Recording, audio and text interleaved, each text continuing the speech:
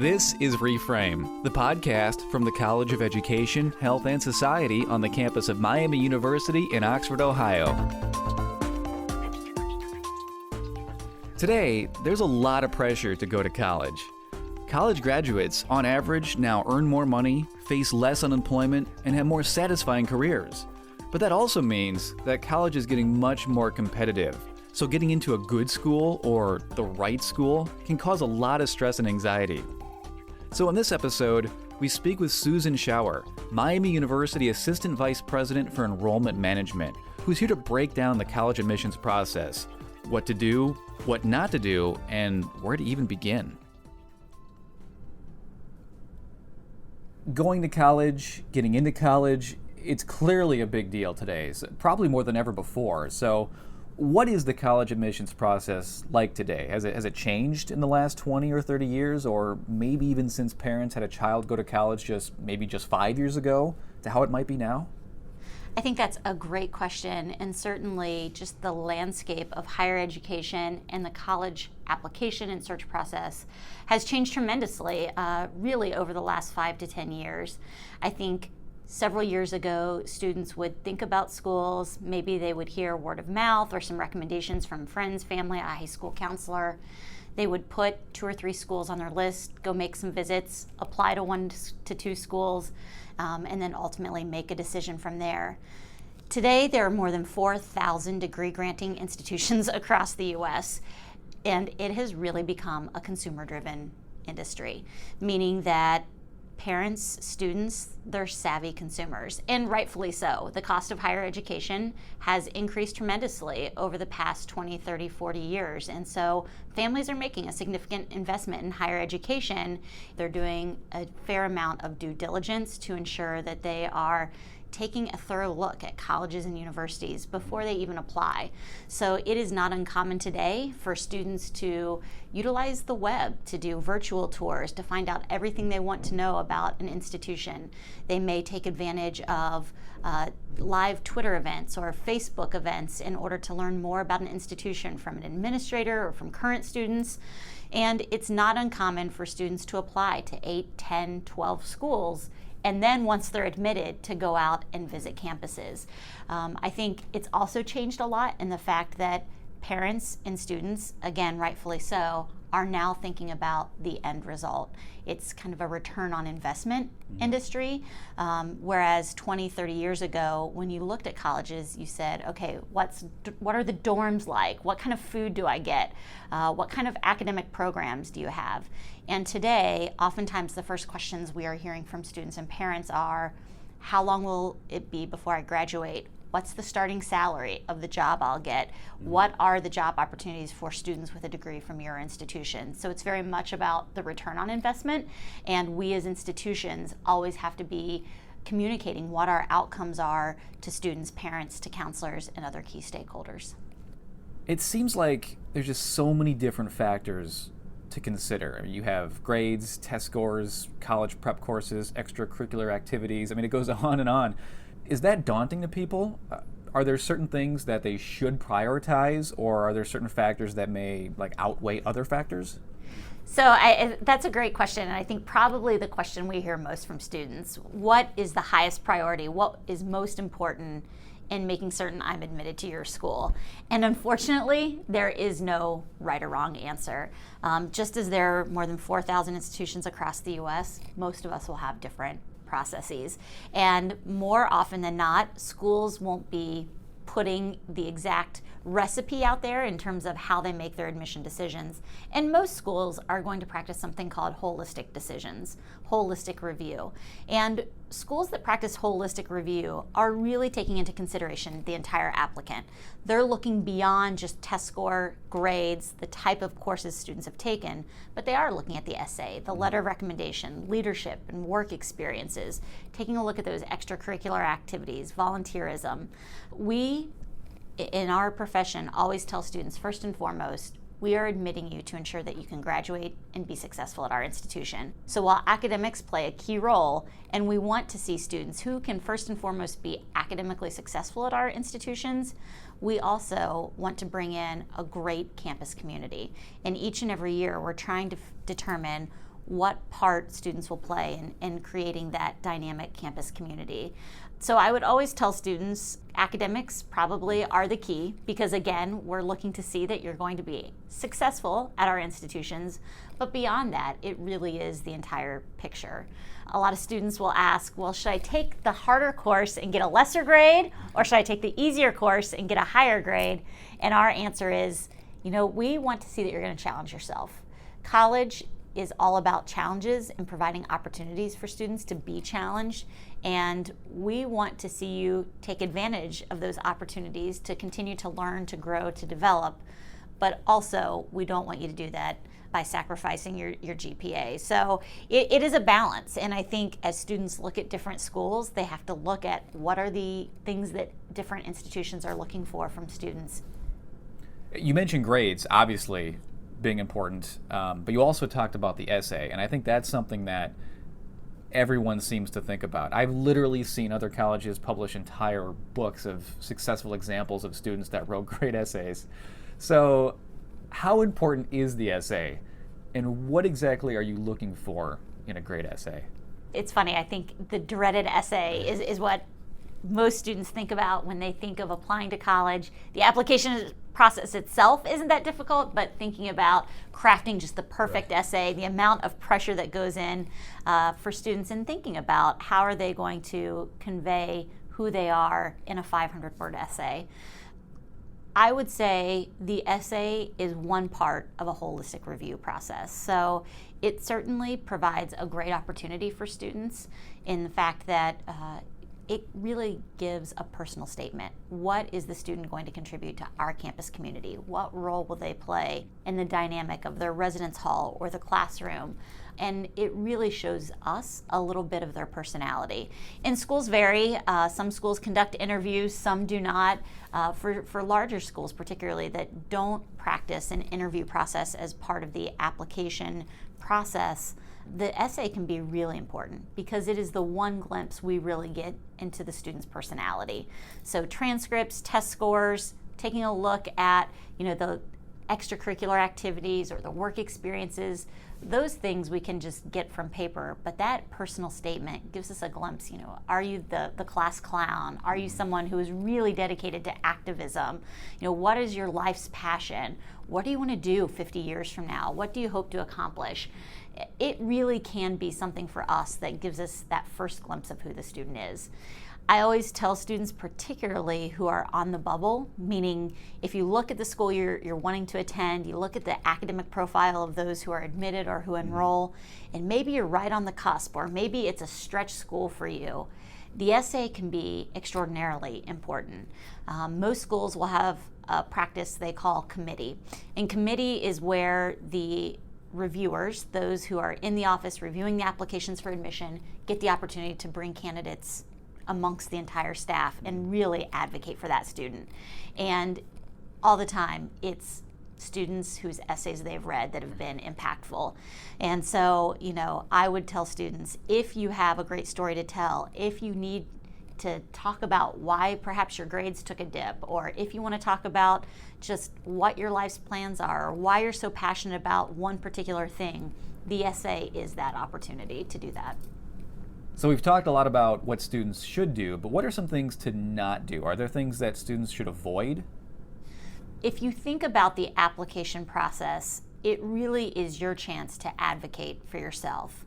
Oftentimes, many schools have more qualified applicants than they have spaces available.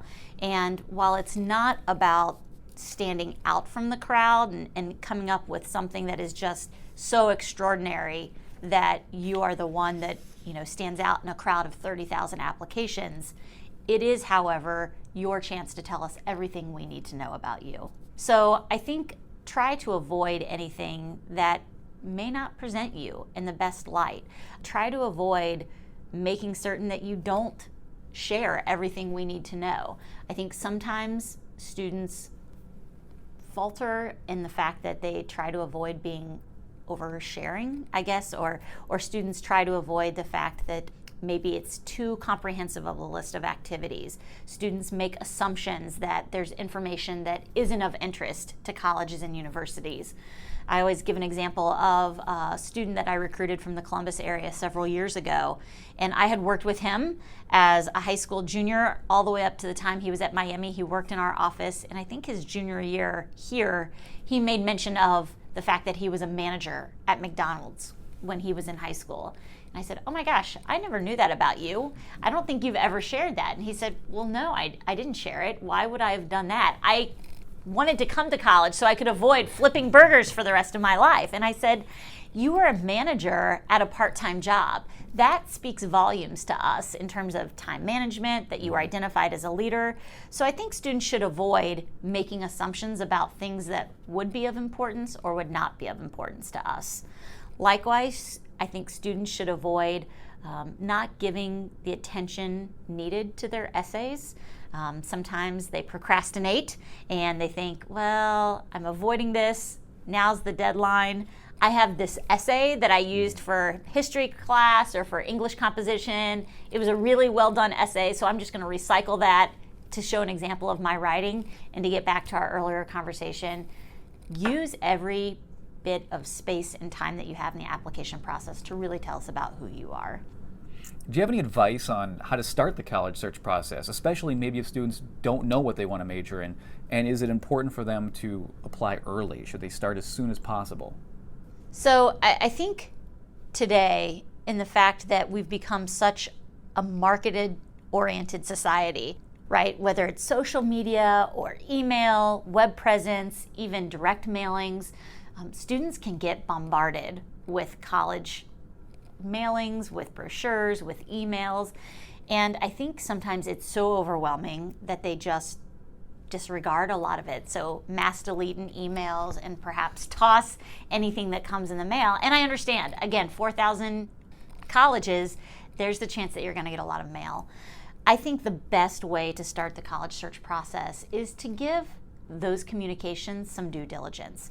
And I understand you're not going to have time to look at every email or give every brochure the full time and attention maybe that it deserves, but really do leaf through those publications. Take a look at the emails. Try to garner a sense of what speaks to you. What kind of experience are you looking for? Which colleges seem like that would be a place that you could call home for the next 4 years? I would encourage students to really seek the advice of their college counselors, their high school guidance counselors. You know, these are valuable partners in this process for us. They know their students really well. They know what types of institutions students flourish at, which ones maybe aren't the best fit. So seek the advice of your high school counselors. Listen to the advice of parents, family, friends. Talk to alumni, people who have gone to different institutions and had wonderful experiences. Oftentimes they can really give an inside view of what that experience was like. And then my biggest bit of advice is to visit campuses. You really can't get a sense of what type of school really appeals to you unless you're out there, you're on the college campuses, and you get a sense for that. You know, there are all kinds of different institutions, public, private, some that are religious affiliated, urban, rural, suburban. And I tell students, as you comb through the emails, you look at the different brochures, there might be a type of institution that starts to emerge as really what you're kind of that appeals to you and that you're attracted towards. However, go outside of your comfort zone and push yourself to visit a completely different type of institution. So start making lists, lots of different dates, deadlines, application processes for all of those different schools. So the next question you asked was, should you apply early, and does that make a difference? One of the things that's changed about higher education in the application process over the last several years is the introduction of this priority consideration deadline. So most schools will now have priority consideration dates for admission, for scholarships, for competitive admission programs, whether it's an honors program or maybe a nursing or business program. And those dates can make or break a student's admissibility to a certain program or even scholarship. So I would really encourage parents and students to make lists, whether it's just an old school Excel spreadsheet. Oftentimes that's the easiest way to list the schools, list the different dates and deadlines. I was just serving on a panel with some of my colleagues last night, and we talked about the fact that you could have two students who look identical on paper. One applies by your priority deadline of November 1. The other one applies December 5th. One could get full tuition scholarship, half tuition scholarship. The other applicant could get nothing, just because the date by which they apply for admission. So now more than ever, those priority dates are very critical for families to think about and to adhere to. All right, good to know. What about if students don't know what they want to do? I mean, today there's a lot of pressure to know where you want to go, what you want to be, but I think a lot of students may not know. Is it better to choose undecided for your major and risk looking like you don't have a specific direction? Or is it better to at least select a major in a certain area, even if you may change it or aren't really sure? You know, I mentioned earlier this idea about ROI, return on investment, and oftentimes we're getting all these questions about what's the career outcome look like, what's the starting salary, and students feel like they have to have the end in mind before they even begin college. And I think that's a pretty big pressure to put upon 16, 17-year-olds, particularly when many of the careers out there you don't even know exist when you're in high school.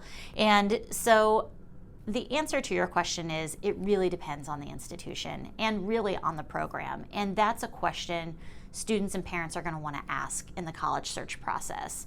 Is it a negative in the review process if I'm undecided? What happens if I decide later I really want to go into a particular major? Am I penalized? Is there access to that major once I'm a sophomore? How many of your students come in undecided, or how many switch majors once they're here and still graduate in 4 years? A lot of times you're going to want to ask those questions and make certain that the college admission reps can talk about that with ease, because that's going to give you a sense of, is this a school that allows room for students to explore? How many students graduate with double majors, or how easy is it to attach a minor to that? And what that tells families is that this is an institution that values kind of a broad sense of learning, and students are encouraged to take classes outside of their major, that there is the feasibility to add different areas of study once they've started. For Miami, in our review process, we have a couple of areas in which there's a direct admit process, so students need to identify that on the application for admission. So it's anything within our business school, it's nursing, it's some of our creative arts programs that have a talent part of the admission process. For students who want to be considered for those programs, it is important that they identify that coming in. That being said, if they come in undecided, or even if they come in psychology or education or engineering and they change their mind and they say, I want to be a theater major, or I now want to major in business, there are opportunities for students to ultimately land in those areas. But those are questions that students and parents are going to want to ask as they visit college campuses, and particularly once they're admitted to an institution and they're trying to make that final decision. I think sometimes one of the things that students do in the search process is they focus on a particular major and they only consider schools that are really strong in one major. And they may do that not being 100% certain in what they want to do. And so unless students have great certainty, they have had their mindset on a particular profession, for years and years, and they know 100% that's what they want to do, I would recommend that students avoid not considering schools that maybe aren't the top in a certain program, because you do want some flexibility. And that's what college is all about, exploring new majors, finding out what lies beyond in terms of career and professions, what really interests you. And so look for schools that offer a great number of opportunities to really explore, to seek new academic interests. How much does it matter where the students come from, like the specific school district? If a student doesn't live in a highly rated school district, should they stay there and try to raise themselves to the top of their class? Or is it better to go to a stronger, more well-known private school? Does the school district or the specific school itself matter? That is a great question, and one that we often hear from parents particularly. They're doing planning, they're thinking ahead. And one of the questions we advise parents and students to ask as they're visiting schools is ask if students are reviewed in the context of their high school. I know at Miami, we seriously consider the school in which the student attends as part of the review process. And we don't penalize students who go to schools with great opportunities, but likewise, we don't want to disadvantage students who go to underserved high schools, schools that may not have the funding that other districts have. And so for us, in the review process, we are very much aware of the courses that are available at each and every high school from which a student applies. In fact, in the review process, when a high school guidance counselor submits a student's transcript, they also are to provide to us a profile. What kinds of classes are available? So we're going to know for each school where there are 3 AP courses available, where there are 26 AP courses available, where there are no AP courses available. Are there honors courses? Do students have access to a College Credit Plus program in the state of Ohio? So we look at the context of the high school, we look at the grade point average for that particular high school, the grading scale. All of those things are taken into consideration. Some schools, in order to put every student on an even playing field, will recalculate GPA.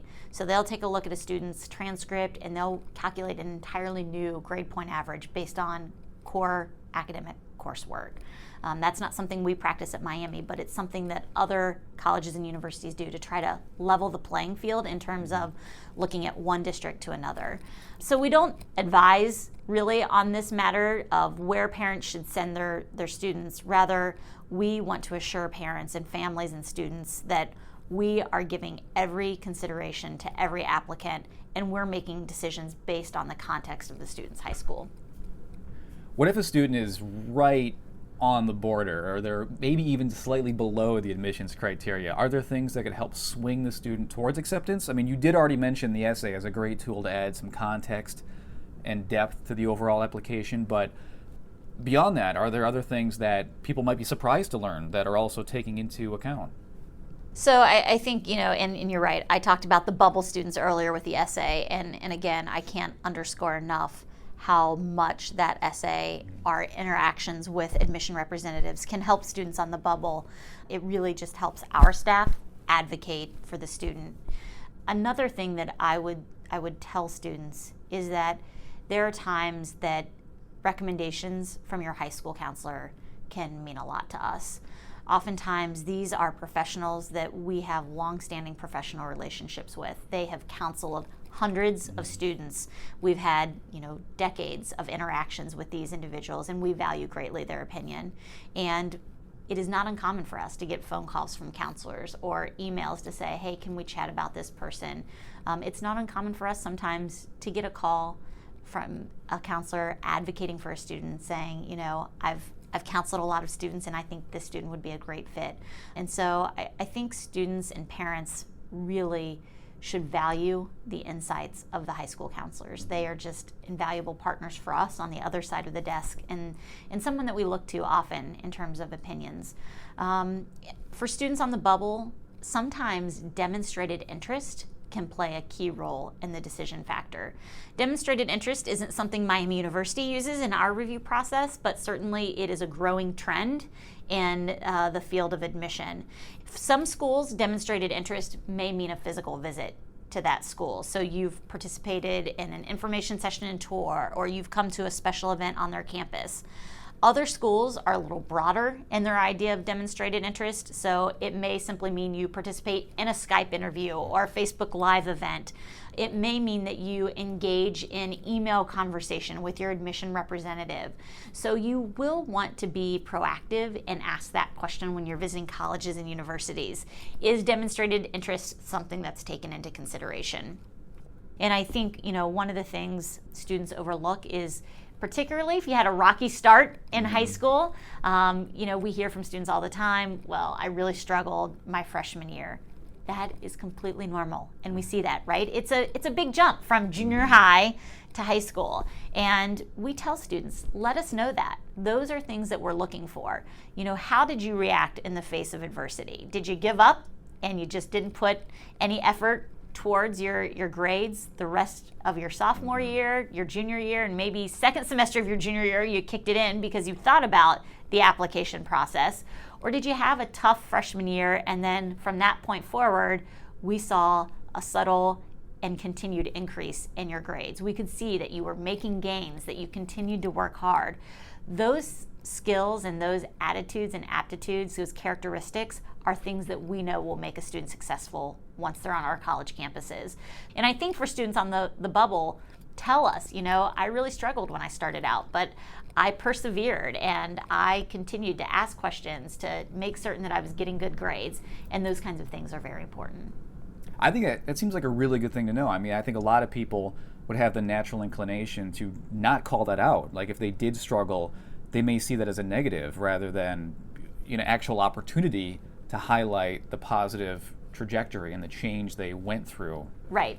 And that's why we tell students a lot when we're able to connect with high school freshmen and sophomores, own that and turn it into a positive experience. And I think whether it's the essay that's submitted with the application for admission, whether it's your transcript, what we are looking for at colleges and universities is a student to talk about what happened, why it happened, but most importantly, how they're learning from that.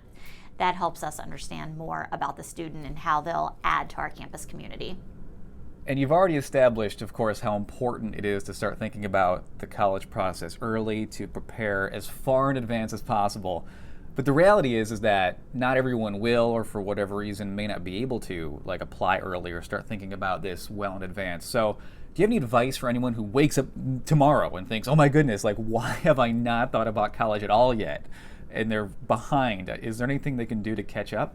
Yeah, I think that is the great thing about living in the digital age, right? So even if you're a high school senior and it's July, it's August, you really haven't given thought to it, there is an opportunity for you. There are 4,000 colleges and universities out there, and so while maybe thoughtful planning might mean that a couple of those schools are out of reach for you, depending on what your academic career thus far has looked like, or maybe you haven't had the opportunity to visit every school that interests you, there is still ample opportunity and ample colleges and universities that would be good fits for any student. And so I think you wake up tomorrow, you're behind in the process, so what? Start looking at the websites of colleges and universities you've heard of. Start asking questions. Start seeking the input and advice of people you know, friends, family members. Talk to your high school counselor. Tell them, maybe I haven't thought about this, but I think I've recently decided that college is what I want to do. Whether it's an associate's degree, whether it's a 4-year degree, close to home, you commute, you live on campus, truly, there is an opportunity out there for everyone. And finally, are there any myths about the application process? Anything that you'd like to clear up? Or what are some of the biggest misunderstandings or misconceptions that you often see? So the one bit of advice that I give to students and parents when we're doing panels and presentations across the country is to keep in mind that thousands of colleges and universities out there, and just because a student isn't admitted to one school, it doesn't mean they're not admissible. It doesn't mean that they aren't a great fit for another institution.